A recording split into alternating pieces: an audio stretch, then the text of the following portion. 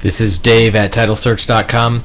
Let's talk about the difference between a title search and title insurance. A title search is one part of underwriting on a title insurance policy. A title insurance policy starts with the search, starts with land records, but first it has to be a properly done title search.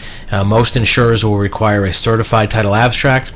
It's something you could get directly, but the title insurance company is going to want to start with at least that. Second, they may require a survey of the property, maybe inspection. They're going to be looking for encroachments, property line disputes, or where a fence may exist across the line. A title insurance underwriting will cover some things that are beyond the property title. They may even require a credit report on the seller. Now, that might sound contraindicated, where you might want a credit report on the buyer or the borrower, but the seller of a property may have some delinquent accounts that could turn into liens very quickly. So the title insurance company, in a lot of cases, will want to check the credit of the seller to make sure there's nothing pending that could become a lien overnight. There are also exclusions on every title policy. Usually they're current year's taxes. They may have to do with mineral rights. Usually page 1 is the exclusions to coverage on a title policy. It's important to understand the difference between a lender's policy and an owner's policy. That can be explained by your title agent.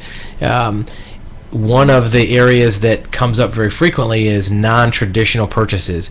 If a borrower or buyer is purchasing a property through a distress sale, short sale, could be foreclosure auction or tax auction, you're going to find that it's unlikely that title insurance is available at that point. A policy may not be able to be underwritten during that time of property distress. The last part is a title insurance policy needs to be purchased from an insurance agent, almost always a real estate attorney. It may be another agent, and the fees are fixed. It's usually in the thousands of dollars for a title policy on a typical property, and those rates and premiums are fixed by the state. All the companies charge about the same thing, and it usually takes a few weeks to get a policy properly underwritten.